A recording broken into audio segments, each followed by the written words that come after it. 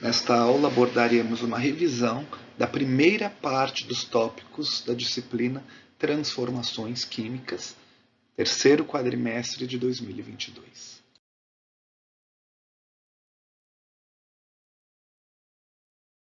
Como vimos nas primeiras aulas, as transformações elas podem ser de duas formas, tanto físicas quanto químicas. No caso das transformações físicas, eu tenho basicamente quebra de interações intermoleculares ou mesmo formação de novas interações intermoleculares. Isso vai acontecer, por exemplo, quando tiver um fenômeno de fusão, um fenômeno de evaporação, onde eu tenho variações nessas interações intermoleculares. Porém, por outro lado, as transformações químicas elas envolvem o quê?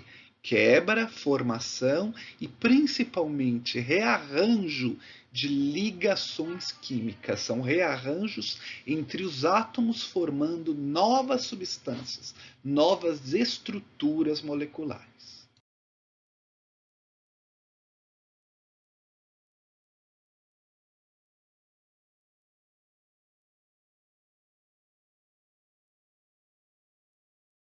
Quando nós falamos então das interações ou das forças intermoleculares, nós temos que entender que essas forças, essas interações, elas vão acontecer entre diferentes compostos, que podem ser moleculares ou mesmo iônicos. No caso das interações moleculares, eu posso classificá-las em dois grupos considerando a polaridade dessas moléculas. No caso das moléculas apolares, nós temos as chamadas forças de dispersão ou forças de London, que vão explicar as interações intermoleculares que acontecem, por exemplo, entre hidrocarbonetos. Por outro lado, essas interações intermoleculares, elas podem também acontecer em moléculas que são polares. E aí nós temos o caso das interações mais fortes, como as ligações de hidrogênio, as interações do tipo dipolo-dipolo, ou, mais forte ainda, as interações íon-dipolo. Os exemplos estão colocados aí embaixo de cada uma dessas representações das interações intermoleculares. Já quando eu estou trabalhando com os compostos iônicos, duas situações podem acontecer, que são as interações do caso íon-dipolo, como eu já exemplifiquei no caso anterior, né, colocado aí embaixo, o íon solvatado, ou então as interações do tipo íon-íon, como é o caso, por exemplo, das interações que fazem ficarem unidos os átomos de sódio e cloro, mais especificamente os íons Na+ e Cl- no estado sólido. Tá? Então, cargas positivas, cargas negativas, interações do tipo íon-íon, associadas a esse tipo de interação intermolecular.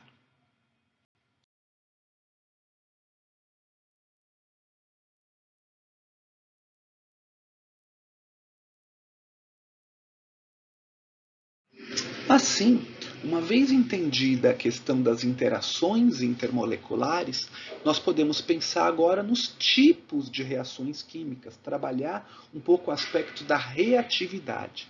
E nós discutimos bastante em sala de aula algumas dessas reações. E eu destaquei aqui em vermelho as que são mais importantes para nós. Nós trabalhamos bastante reações de óxido-redução, onde há transferência de elétrons. Peço que vocês deem uma especial atenção a esse tipo de reação. Nós trabalhamos as reações de combustão, especialmente quando nós trabalhamos o conceito de transferência de calor por meio da entalpia. E algumas outras reações nós abordamos de uma forma um pouquinho mais rápida, um pouquinho menos aprofundada, que são as reações de síntese, de decomposição, simples troca e até muito pouco as reações de dupla troca. No caso da nossa primeira parte da disciplina, as reações de óxido-redução e de combustão, elas merecem um destaque especial.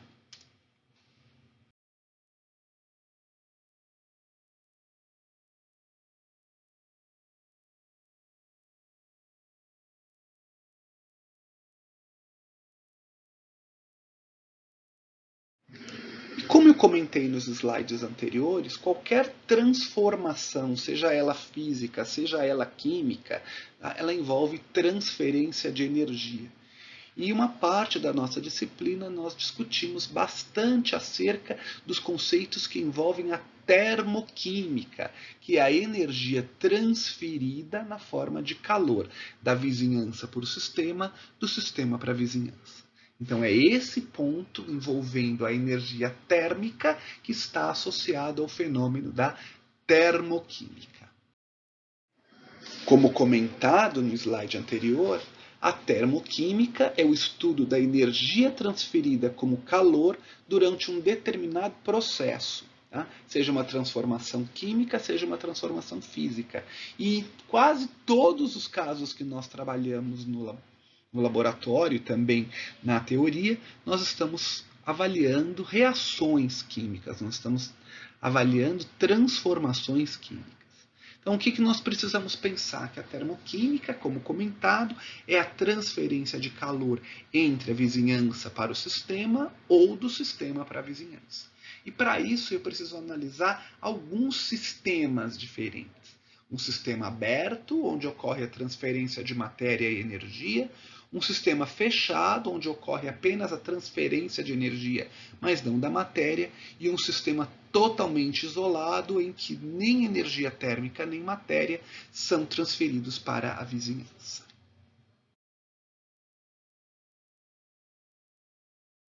Nós entendemos essa questão da transferência de energia, na forma de calor, nós vamos associar essa transferência a uma unidade que é a entalpia, ou a variação de entalpia num determinado processo. E essa variação nós chamamos de ΔH. É o calor envolvido neste processo à pressão constante. E ela pode ser dividida em duas formas. O processo ele pode ser endotérmico, onde o calor é transferido da vizinhança para o sistema, ou o processo pode ser exotérmico, onde o calor é transferido do sistema para a vizinhança. Quando eu tenho uma reação endotérmica, ela resfria e o calor é transferido da vizinhança para o sistema. Quando eu tenho um processo exotérmico, ela esquenta porque o calor é transferido do sistema para a vizinhança. Analisem nesses gráficos que estão nesses retângulos cinza a questão da transferência de energia do sistema antes e após o processo, tá? Uma reação endotérmica e também num processo exotérmico.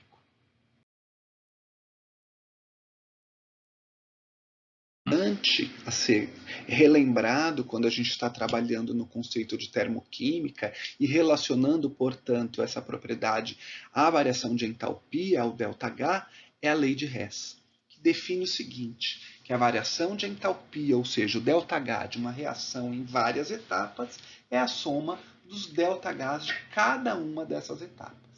E considerando, então, essa questão, a gente precisa pensar o quê? Que essa variação de ΔH, tá, ela pode ser considerada, tá, a questão da multiplicação dos coeficientes da reação, ou seja, o número de mols envolvidos em cada uma das reações. E uma vez que eu aumento o número de mols multiplicando por um fator n, o ΔH também vai ser multiplicado por esse mesmo fator n. Ou seja, a quantidade de energia absorvida ou liberada num determinado processo está correspondendo a 1 mol, tá, de cada uma das espécies. Tá? Agora, quando eu tiver, por exemplo, uma reação em que eu multiplico esses fatores por 2, por 3, por 4, por n, os valores de ΔH também sofrem o mesmo fator de multiplicação, por 2, por 3, por 4 ou por n.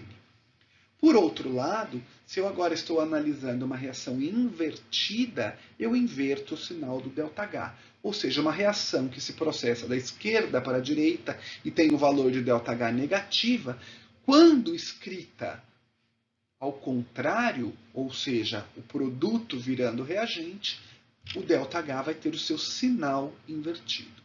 Tudo isso que eu falei aqui está representado nessas três equações químicas abaixo. Sendo a primeira carbono sólido mais oxigênio gasoso, formando CO2 gasoso, ΔH deste processo é de menos 393 kJ por mol. Quando eu multiplico a reação por 2, todos os fatores, né, todas as espécies envolvidas estão multiplicadas por 2, eu estou colocando o dobro do número de mols, o ΔH vai ser, portanto, o dobro. Vai ser 787 kJ por 2 mols. E por fim, o que eu fiz na última equação? Eu simplesmente inverti, que é a transformação do CO2 gasoso em carbono sólido mais oxigênio gasoso. Uma vez que eu inverti a primeira equação que estava escrito acima, o valor do ΔH tem o seu sinal invertido, o mesmo valor, porém com sinal invertido. Entendida a primeira lei da termodinâmica, que envolve a transferência de calor, ou seja, as variações de energia térmica que podem ser liberadas ou consumidas, ou seja, o ΔH, agora a gente precisa analisar a segunda e a terceira lei da termodinâmica, que associa uma outra propriedade, que é o aumento do grau de desordem ou desorganização, que é o fator entrópico, a variação do ΔS. E associando o ΔH, a transferência de calor, com as variações de desordem, o ΔS, nós conseguimos prever a espontaneidade de uma determinada reação, que está associado à energia livre de Gibbs ou ΔG. O que é a espontaneidade? É uma tendência de um determinado processo ocorrer sem influência externa. Não significa que ele não pode acontecer. É a tendência, ele vai sempre ocorrer automaticamente. O processo contrário, se não espontâneo, ele pode acontecer, mas para isso eu vou ter que fornecer uma energia adicional. Então, o que é a espontaneidade? Como eu disse, é a tendência de um processo acontecer sem influência externa. Então, do lado esquerdo, eu tenho aqui um cubo de alumínio incandescente em cima e embaixo um cubo de alumínio a temperatura ambiente. Estamos a 25 graus Celsius. Qual que é o processo espontâneo? É esse cubo de alumínio se resfriar. Tá? Porém, o processo não espontâneo é o aquecimento. Eu consigo chegar ao cubo incandescente novamente desde que eu forneça energia para isso. Energia térmica na forma de calor para que ele assuma a sua forma incandescente novamente. Do lado direito, que eu tenho um balão conectado a um funil de adição com uma torneira. No caso de cima, eu tenho um gás no funil de adição e o balão completamente vazio.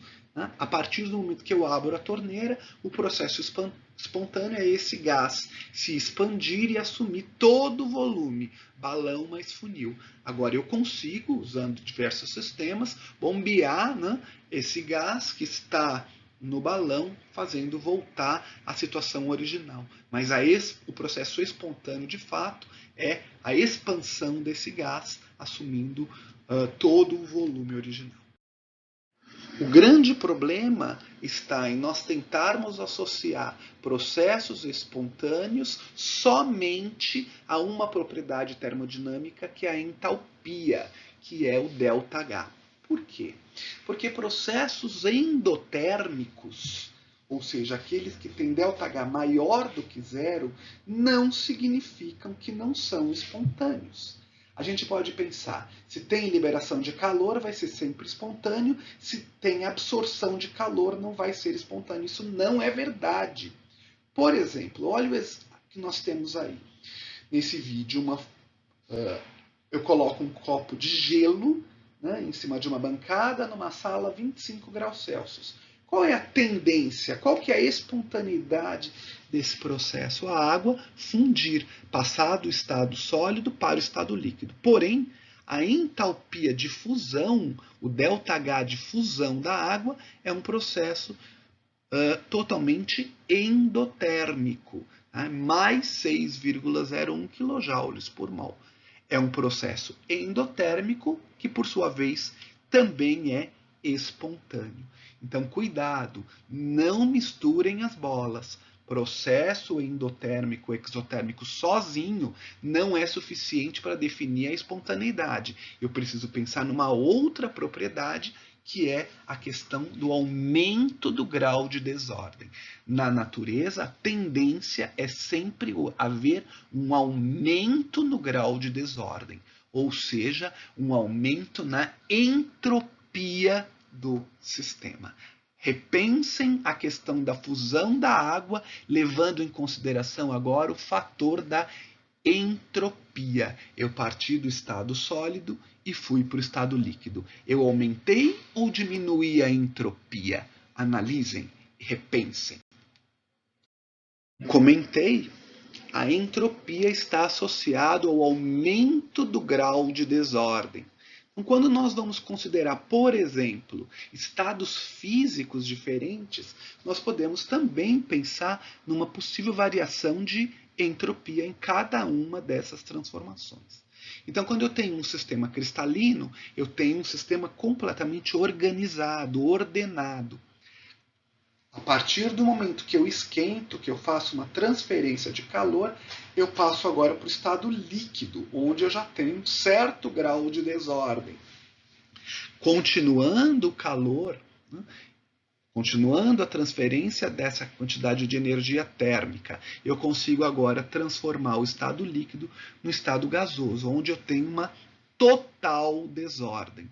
Então, levando em consideração o fator entrópico, aonde eu tenho maior fator da entropia sendo aumentada é no estado gasoso, em detrimento ao líquido, em detrimento ao sólido. Então, o sólido é onde tem menor variação de entropia e o gás onde eu tenho maior grau de desordem, ou seja, maior entropia. E aí, conhecendo a equação que associa a entalpia, a entropia com a espontaneidade do processo, que é essa que está colocada aí embaixo, nós podemos voltar à questão da fusão da água e entender por que o processo, mesmo sendo endotérmico, ele é espontâneo. Vejam a equação.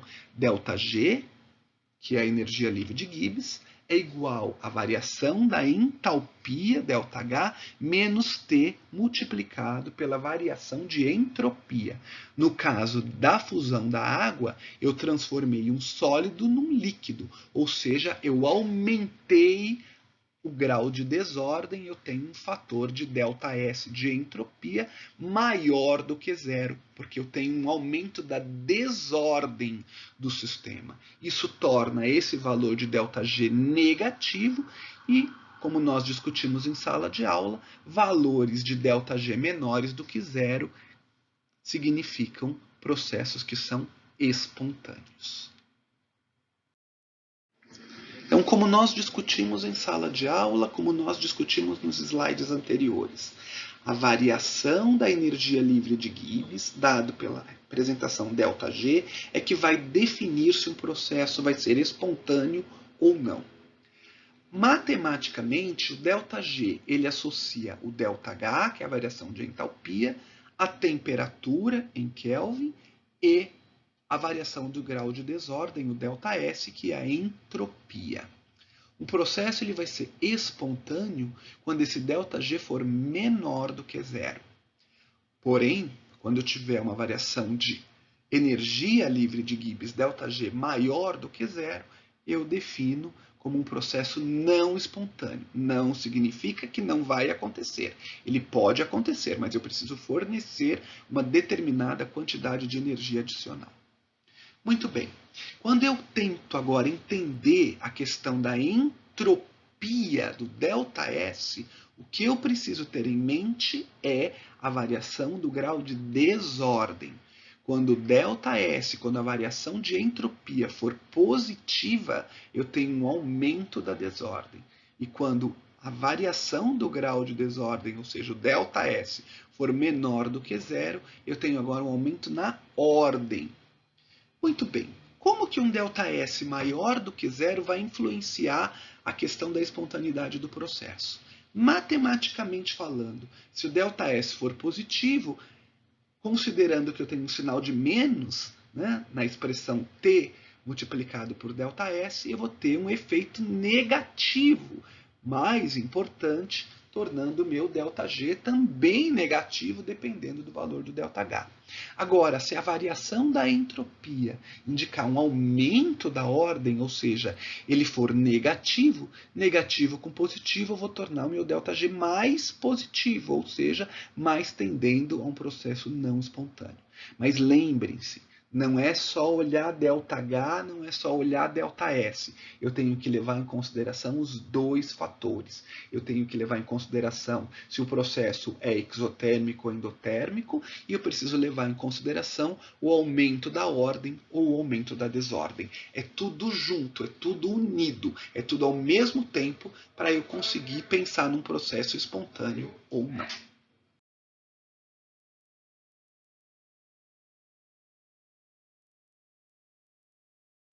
Da combinação, do balanço dessas duas propriedades termodinâmicas, a entalpia e a entropia na definição de um processo ser espontâneo ou não, nós usamos como exemplo em sala de aula a questão da dissolução de uma determinada substância num determinado solvente.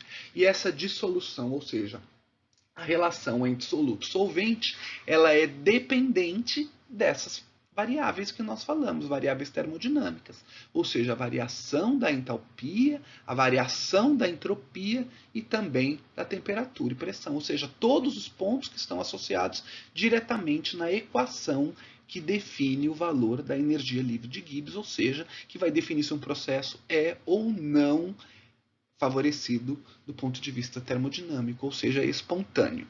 Para isso, eu preciso pensar nas interações que são rompidas, ou seja, nas interações que tenho que quebrar entre soluto-soluto, entre solvente-solvente, e preciso pensar nas interações que vão ser formadas, ou seja, a interação soluto-solvente. Quanto mais fácil for quebrar as interações soluto-soluto, solvente-solvente, mais fácil vai ser a solubilização.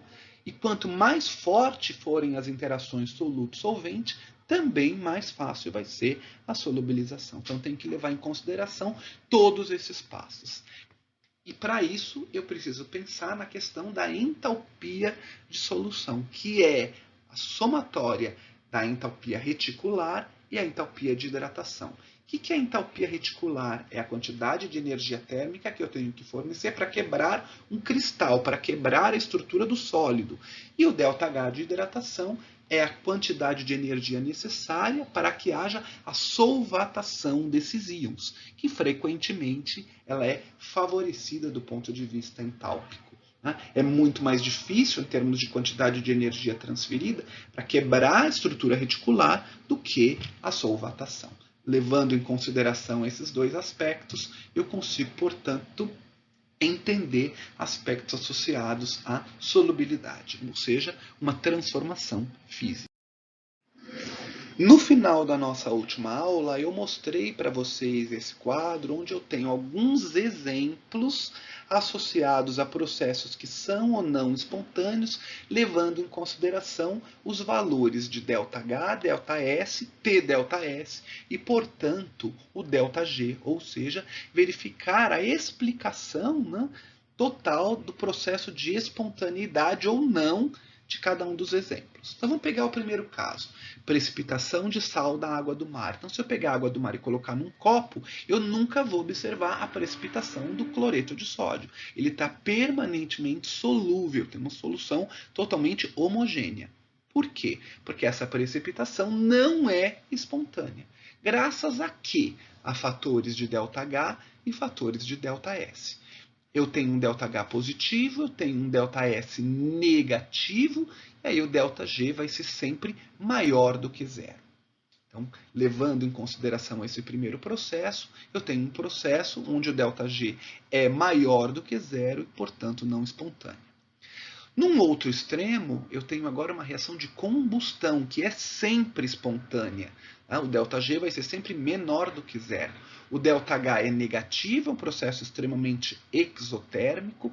O ΔS é positivo, ou seja, eu aumento a desordem, porque eu saio de líquidos e sólidos e eu passo ao estado gasoso. Portanto, o TΔS é positivo. E aí, considerando o ΔH negativo, T ΔS positivo, meu ΔG vai ser sempre menor do que zero. Agora, levando em consideração duas situações diferentes aqui, tá? Evaporação da água e congelamento da água em extremos. No primeiro caso, a evaporação da água, eu vou considerar dois extremos. O primeiro é a evaporação da água no Alasca e a evaporação da água no deserto. A evaporação da água no Alasca é um processo não espontâneo. Se eu colocar um copo de água no Alasca, ele nunca vai evaporar. Pelo contrário, ele vai até solidificar. Por outro lado, se eu pego um copo d'água e coloco no deserto do Saara a 50 graus, a tendência é a evaporação total. Por que isso acontece? Por que num caso eu tenho um processo que é espontâneo e outro eu tenho um processo que é não espontâneo? Vejam bem, eu tenho que levar em consideração o fator do ΔH e do T ΔS. No caso, a evaporação da água sempre vai me dar um valor de ΔH positivo, tabulado, ΔH de evaporação. O ΔS, por sua vez, também é positivo, porque evaporação significa transferir o estado líquido para o estado gasoso, o aumento da desordem. O fator entrópico está favorecido, mas o fator entálpico não. Agora, quando eu tiver um ΔH maior do que o T ΔS, o processo é não espontâneo. A evaporação da água do Alasca não vai ser favorecido, porque se eu tenho um ΔH positivo, isso significa o quê? Um processo endotérmico, em que o calor ele é transferido da vizinhança para o sistema. Como que o calor pode ser transferido da vizinhança para o sistema se eu estou no Alasca? Ou seja, a minha vizinhança é uma temperatura extremamente baixa, não há transferência de calor. Agora, se eu vou lá para o deserto, eu consigo sim transferir este calor da vizinhança para o sistema, compensando o ΔH positivo. Portanto, nessa situação, o ΔH vai ser menor que o T ΔS e, portanto, o processo vai ser espontâneo. Se eu entendi essa questão do balanço entre ΔS e ΔH, eu consigo explicar o congelamento. Então vamos lá. Congelar a água, passar do estado líquido para o estado sólido, é um processo em que eu tenho um ΔH negativo, porém é um processo em que eu tenho um ΔS negativo. Mas por que aí eu tenho um ΔS negativo? Porque eu parti do estado líquido para o estado sólido. Líquido para o sólido eu estou organizando, portanto o ΔS ele é menor do que zero. Por que no Alasca vai congelar e por que no deserto não vai congelar? Eu tenho que levar em consideração agora as transferências de calor. Se eu tenho agora no deserto um valor de ΔH negativo, tá? Assim como numa temperatura extremamente baixa, uma reação como essa, um processo como esse, uma transformação em que é exotérmica, ΔH negativo, tem que ocorrer o quê? Transferência de calor do sistema para a vizinhança. E isso vai ser muito fácil quando eu tiver a vizinhança em baixa temperatura, como é o caso do Alasca. Portanto, é espontâneo. Agora, transferir calor para do sistema para uma vizinhança ainda mais quente é algo muito difícil de acontecer, como é o que acontece no deserto, e, portanto, o processo ele é não espontâneo. Então, toda vez que eu tiver no deserto, a tendência é ocorrer evaporação da água, e toda vez que eu tiver no Alasca, a tendência é ocorrer congelamento da água e não o contrário. Essa explicação, né, para esses fenômenos, justificada no balanço entre fatores de entalpia e entropia. E, finalmente, para deixar um gancho para a próxima aula, que vai acontecer na semana depois da prova, tudo que nós discutimos até agora, balanço de energia envolvido em um determinado processo, associado à espontaneidade desse processo, envolve estudos termodinâmicos. Agora, eu posso ter situações em que eu tenho um determinado processo favorecido do ponto de vista termodinâmico, ou seja, um processo espontâneo, que, por sua vez, tem uma cinética, uma velocidade extremamente lenta. Então, o que nós vamos estudar a partir de agora é a questão da velocidade de uma determinada transformação química. Quão rápida é essa reação? Como que essa transformação vai acontecer?